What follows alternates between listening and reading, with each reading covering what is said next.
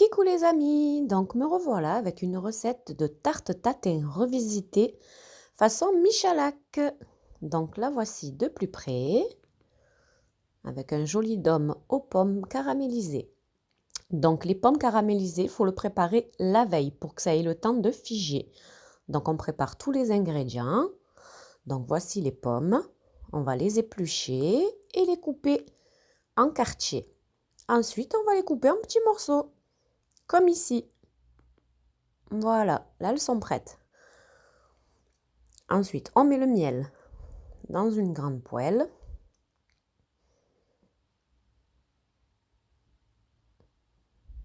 Voilà, on va ajouter le beurre. Et on va juste faire chauffer pour faire fondre le beurre. Vous voyez, donc à feu moyen. C'est un petit feu, hein. On laisse fondre tranquillement le beurre. On mélange bien.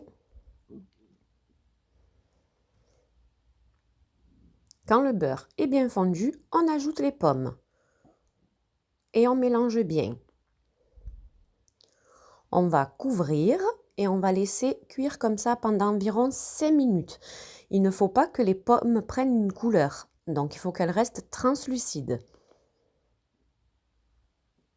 Donc de temps en temps, on vient mélanger. Donc sur feu moyen, attention, ne mettez pas à feu vif, hein.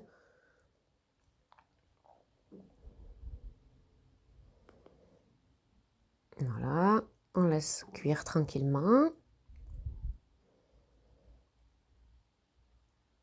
On mélange bien, vous voyez, ça y est, les pommes sont translucides. Donc vous voyez, elles n'ont pas de couleur. Il ne faut surtout pas qu'elles prennent de la couleur. On ne va pas en faire une compote de pommes, il faut que les morceaux restent entiers. Ensuite, on laisse de côté, on laisse refroidir. Et là, on va faire le caramel. Donc, j'ai séparé le sucre en deux. Comme ça, on va l'ajouter petit à petit. Donc là, on met la moitié du sucre. On met à feu moyen. Et on fait notre caramel à sec. Vous voyez, on remue juste la casserole pour aider le sucre à fondre. Une fois que le sucre a bien fondu, on ajoute une autre partie de sucre. On ajoute le sucre en fait petit à petit pour que ça fonde plus rapidement. Donc là, c'est la dernière partie de sucre. Voilà, on laisse fondre tranquillement en remuant la casserole de temps en temps. Et pendant ce temps, on fait chauffer la crème 10 secondes, 15 secondes au micro-ondes. Il faut que la crème soit chaude. Donc là, on aide à bien fondre pour enlever les petits cristaux de sucre. Et là, on ajoute la crème doucement, surtout, pour ne pas vous brûler. On retire du feu et on ajoute la crème enfilée. Donc, on mélange bien, bien, bien. On remet sur le feu à feu doux et on laisse comme ça en remuant bien pour laisser fondre s'il reste des cristaux de sucre. Ensuite, on éteint le feu, on ajoute la gélatine ramollie et essorée. On mélange bien pour la faire fondre. Voilà. On va bien dans les bords de la casserole. Là, c'est bon. Ensuite, on vient verser le caramel sur nos pommes. On mélange bien. On imprègne bien les pommes de caramel. Voilà. Ensuite, une fois que ça a bien tiédi, on va venir verser dans notre moule de 20 cm. Donc un moule en silicone, peu importe la forme, du moment qu'il fait 20 cm. Donc on tasse bien, on en met partout et on vient tasser le haut pour qu'il n'y ait aucune bulle d'air. Donc bien répartir et tasser. Ensuite, on va venir filmer au contact.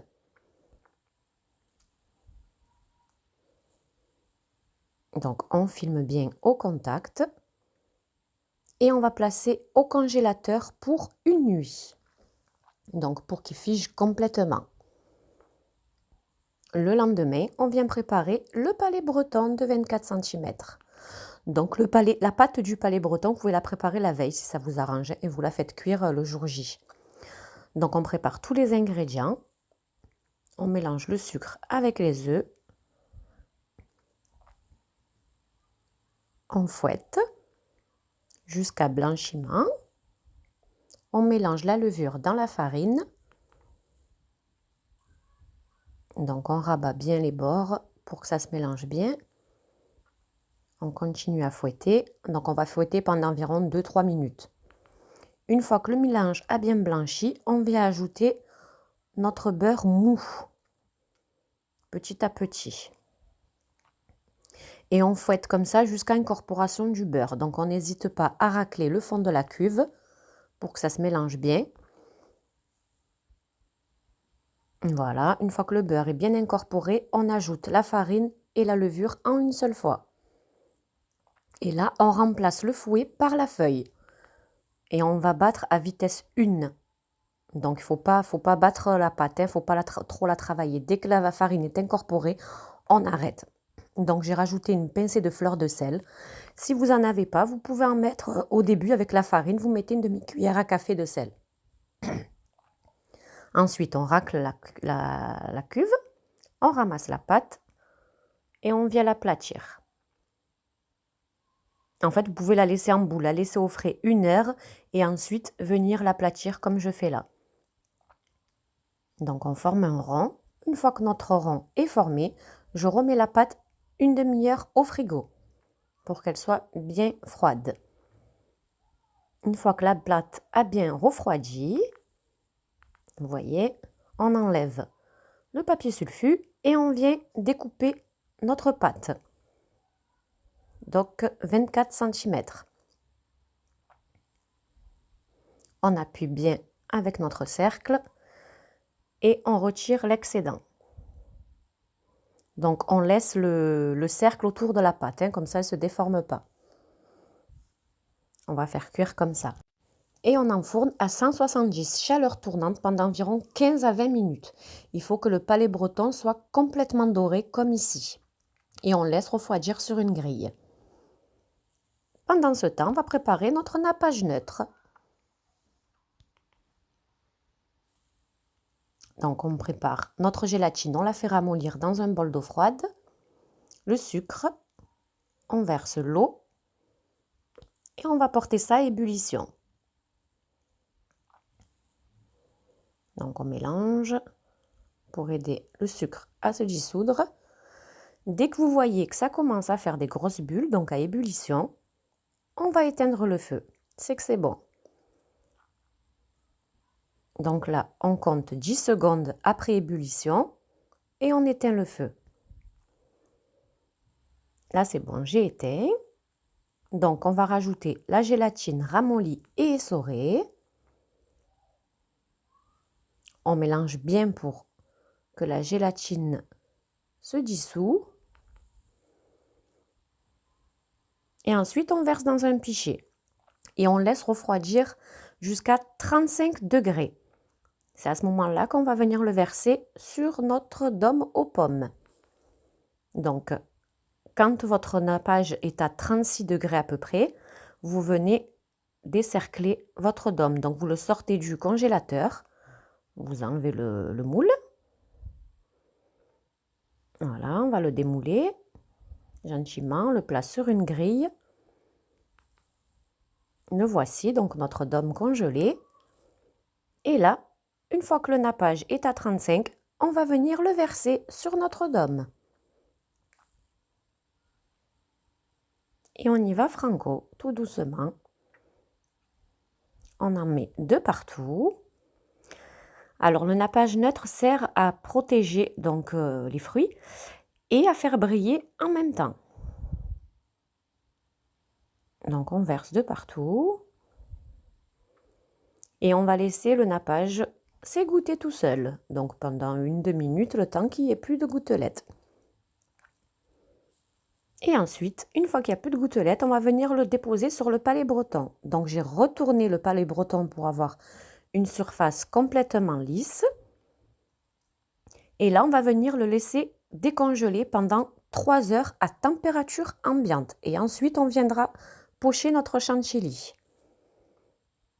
pour le reste de glaçage, vous le récupérez dans le fond du récipient et vous venez le verser dans une boîte hermétique et il se conserve un mois au réfrigérateur. Il faudra juste le réchauffer et le ramener à 35 degrés. Donc au bout des 3 heures ou au dernier moment, on vient faire notre crème chantilly. Donc on mélange le mascarpone avec la crème liquide et on commence à fouetter à petite vitesse. Et petit à petit, on vient augmenter la vitesse.